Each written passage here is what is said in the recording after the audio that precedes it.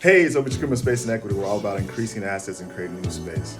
Today's discussion, algorithm versus relationship.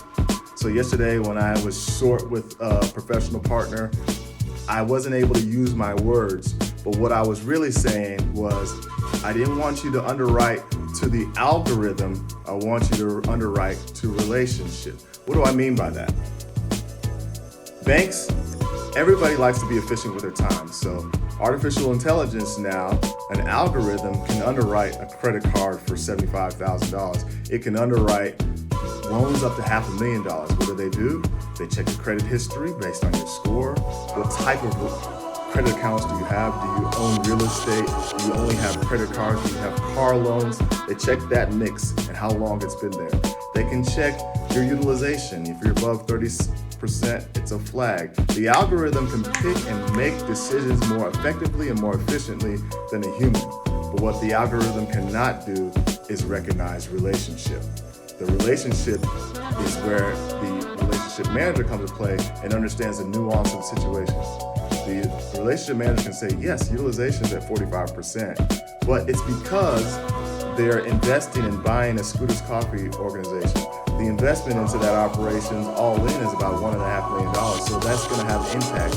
And by the way, one of their sponsors is transitioned from a corporate job to working on this business enterprise. So it's impacted the cash flow temporarily. That can be picked up in the relationship. There's some tricks to the situation, however. You can be a client who needs a relationship. What I mean by that, if your business revenue or your business that you're buying's revenue, the franchise you're buying is going to be above $2 million, if your loan needs are above $1 million, the algorithm is no longer an effective tool. You need a relationship manager. The challenge when you're in this space is that you may still have transactions that are algorithm based, and the relationship manager may need to override. And when you make mistakes, if you're in business, you're going to make mistakes, and we have. One of the mistakes we made is we took a working capital loan that was the wrong loan for us. We can afford to pay it back, but it's killing cash flow too much. So trying to fix that situation, but it cannot be fixed with an algorithm. It needs to be fixed with a relationship manager.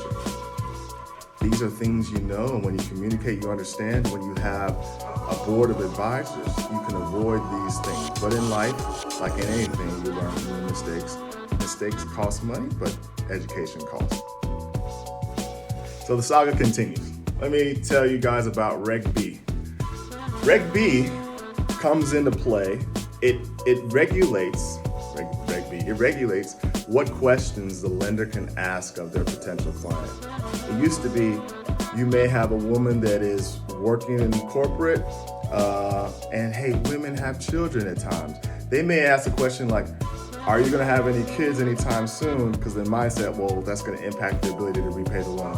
That is a question that is in violation of Reg B. So you can't ask that type of question. You can only ask questions that pertain to how this loan will be repaid. You can't stereotype that because this individual is a woman and she may have a baby that she won't be able to repay the loan. Reg B regulates that. Well, Reg B also goes above and beyond. It protects the consumer. It also treats the small business owner. Who's a small business owner? A business with loan needs below $1 million, a business with revenue below $2 million. Those people, those individuals, those entities have to be captured in an application. You can get a commercial loan above that and they don't take an application. They determine based on their appetite if they want to go further. If the loan is below $1 million, if the revenue of the company is below $2 million, according to Reg B, the bank has to take an application. Why? They have to track and source what's happening, which demographics are being served as a result of the community bank in the area. Who are they serving? Are they serving women? Are they serving only men? Are they serving only white men? Are they serving XYZ? It captures all that information. Reg B says the individual and the business below $2 million are one and the same oftentimes. We need to capture that information so there's not discrimination happening across the board. Anytime there's a regulation, something went wrong and something had to be righted.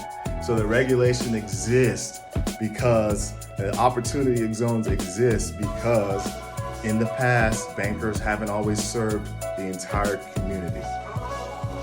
Be mindful of that. Banking is a relationship agenda activity. The banking community is tied to the wealth community. Wealth is generated through debt. It's as simple as that. You need capital to generate wealth. How do you get capital?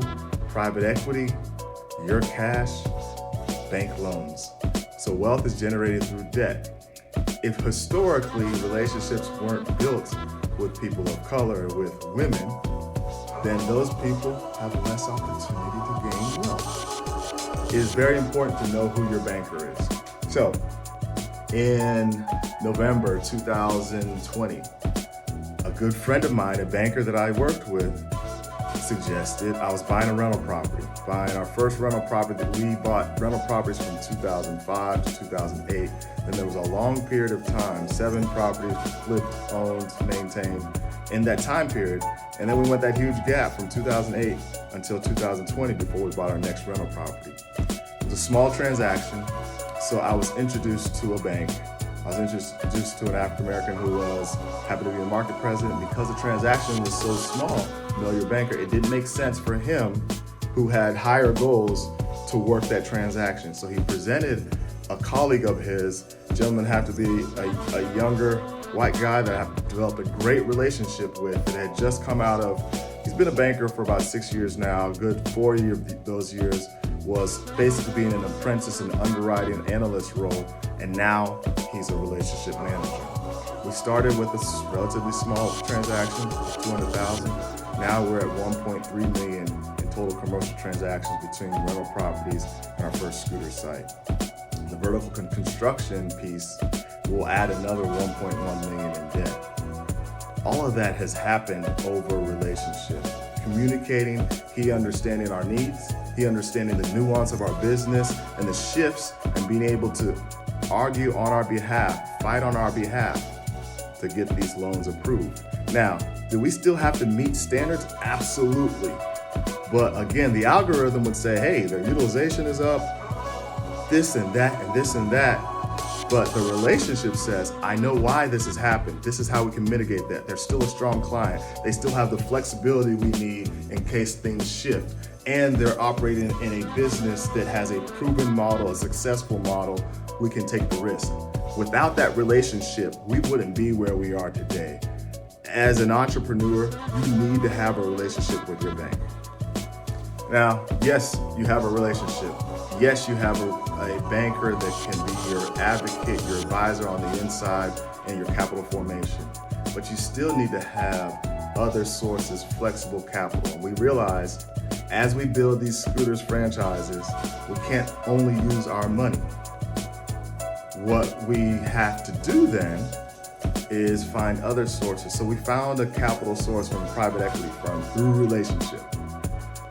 Now, situation looks good. We are gonna pen a deal. We've come to an agreement, but we didn't make that decision on our own. We have a board filled with very intelligent people that we have relationship with to help us in that decision. So our board at Space and Equity has 2 bankers on it. A gentleman that I worked with at Truist Bank is on there. Very sharp individual, market president, is retired, but also still consults in the space. I have another senior banker, guy that we grew up with, played against in middle school, played with in high school, football, ran track, also a CFO for a restaurant group, so he has a lot of banking acumen. We have an orthopedic surgeon. Orthopedic surgeon happens to be my wife's best friend. She's on there not necessarily for banking related, but she is a brilliant individual and she can capture and see things that most people miss.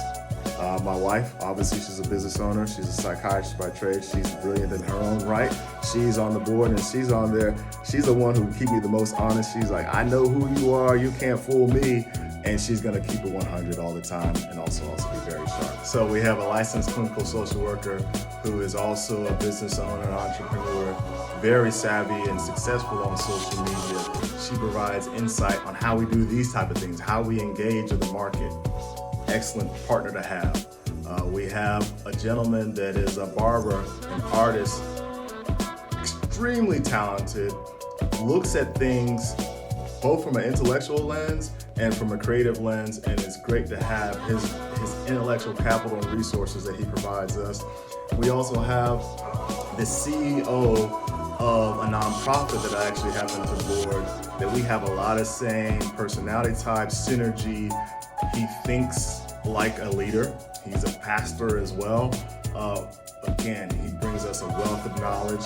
And then finally, one of the most important board members is a gentleman that spent 30 years managing in the McDonald's restaurants and the quick service restaurant space, had managed one store, managed multiple stores, and he's the godparent of our oldest child. But he brings a wealth of knowledge on this is how you do it in this space. This is how you do it as it pertains to working with young people in the restaurant business. We couldn't do it we couldn't make the right decisions without this team in place. Don't be an island. Life is a team sport. Get together with the right professional partners that propel you to your next step. When you come correct, they can't stop you.